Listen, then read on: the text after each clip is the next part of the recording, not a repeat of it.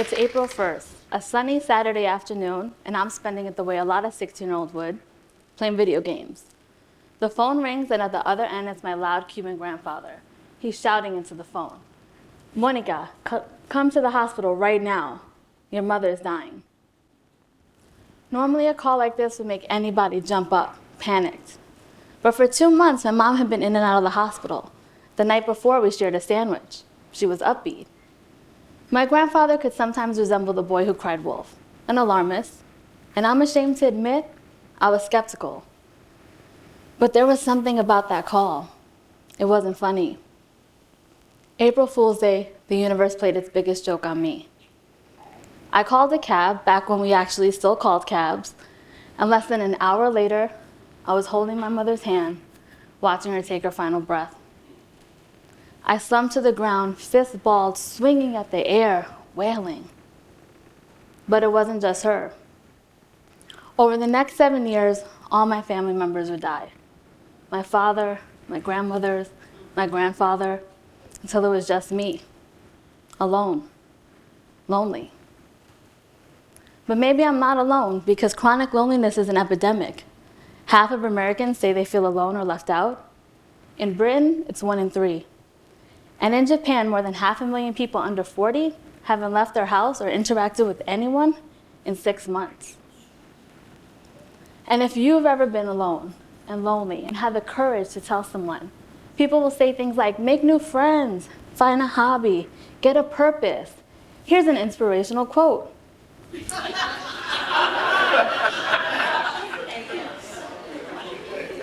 Wow, a quote. Never thought of that before. Feel so much better about life now. And look, I get it. Research shows that socialization does help with loneliness. But quick fix tips only serve to yank you out of your state of mind into one that's more socially acceptable. I believe when you embrace the lone and lonely, you find the flip side of loneliness. It's permission to explore, be curious, connect more deeply with yourself. Loneliness comes in lots of different forms. It could be losing a job, divorce, deployment, relocating to a new city, or maybe you just feel different. For me, it was grief, where no one knows what to say or do. You're ushered into an exclusive club, Club Grief. Everything they tell you about grief, that's a lie. Time doesn't heal all. Life doesn't go back to its original shape. You create a new normal. But that loneliness, it's a beast. It's as harmful as smoking 15 cigarettes a day, as dangerous as obesity, and loneliness can shorten your lifespan by 8 years. I understand. I teetered on the edge. Bottomless sadness, limitless amounts of chocolate cake. I needed to shift. When you meet yourself where you are, grieving, feeling, healing, you're no longer free. You're on your own. And the formula that works best for me is exploration plus curiosity equals becoming your own best friend. This isn't a step-by-step formula, one part this, another part that. These are interchangeable pieces you can use when navigating your way through loneliness.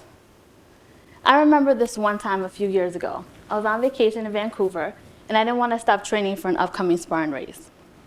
I didn't know much about the area, so I got curious. Where can I go? What can I explore?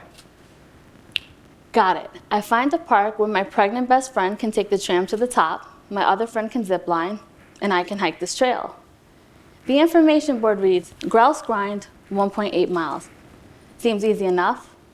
But standing right next to me are these 2 guys with muscles, and they're doing these Olympic-style stretches, and I'm thinking, it's not even 2 miles. What's up with these guys? I'm in good shape.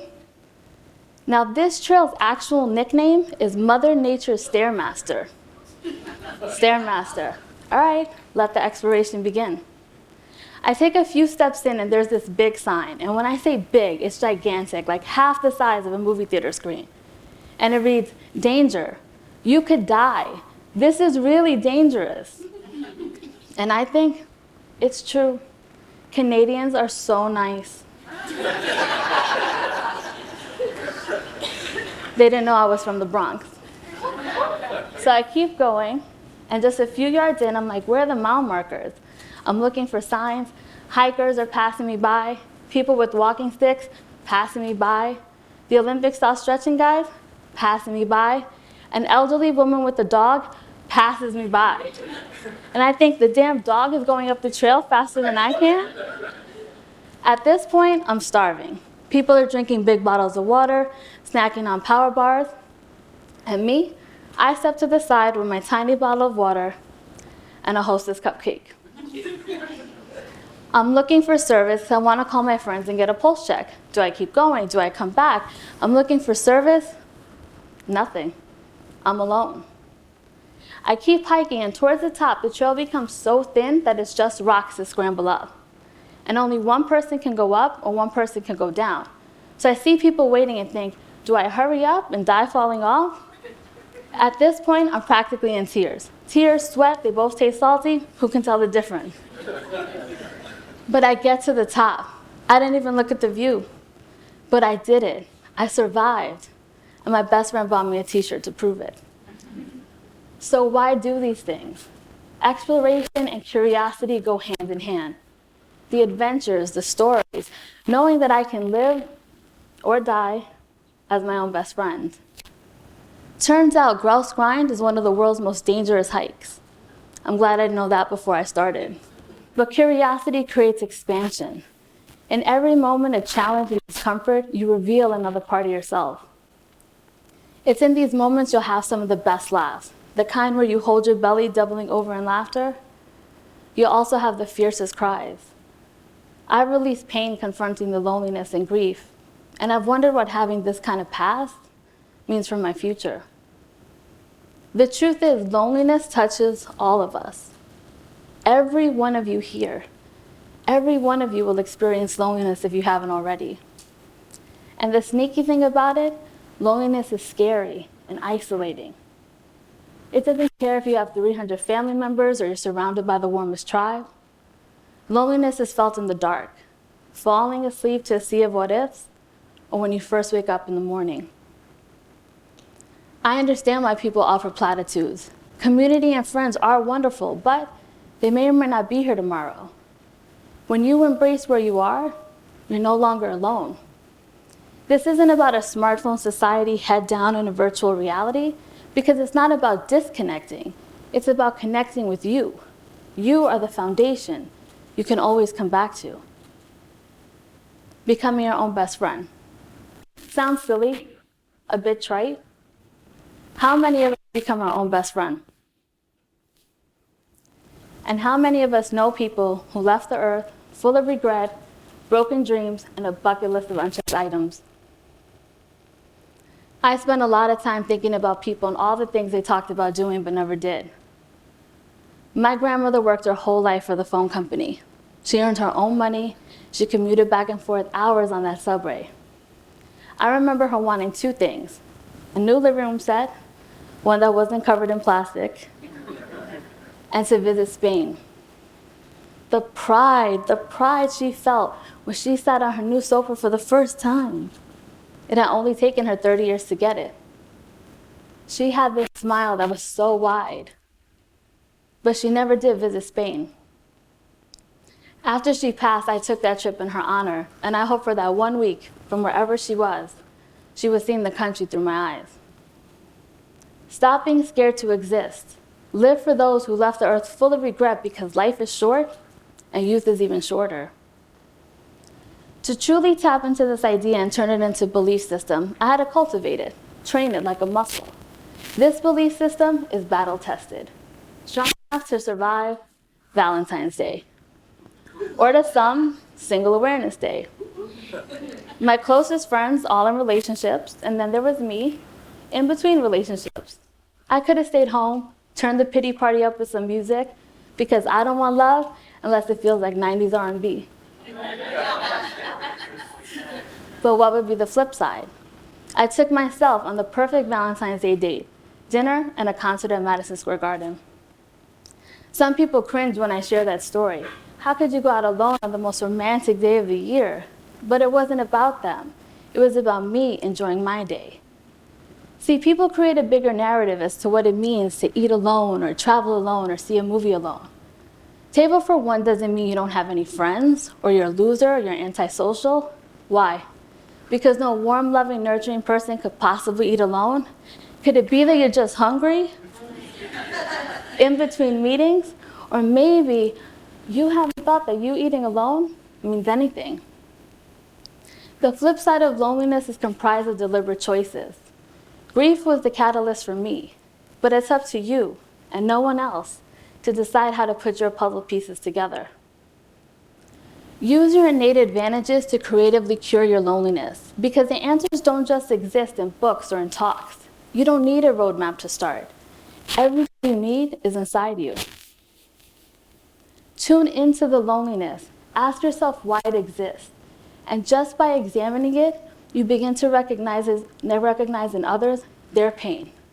Empathy emerges. I know this because for years I felt like I was wearing a coat that didn't fit. It was getting snugger and snugger until it just wouldn't button. I kept trying to change what was underneath. A thick sweater, a thin shirt, a tank top, just wouldn't close. I felt like those little kids waddling around with the stiff arms. It wouldn't close. It didn't fit.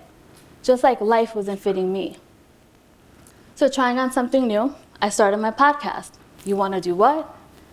And just like that, what began as an exercise of solitary and isolation became something so much more. I took the ingredients of exploration and curiosity and turned them into a message.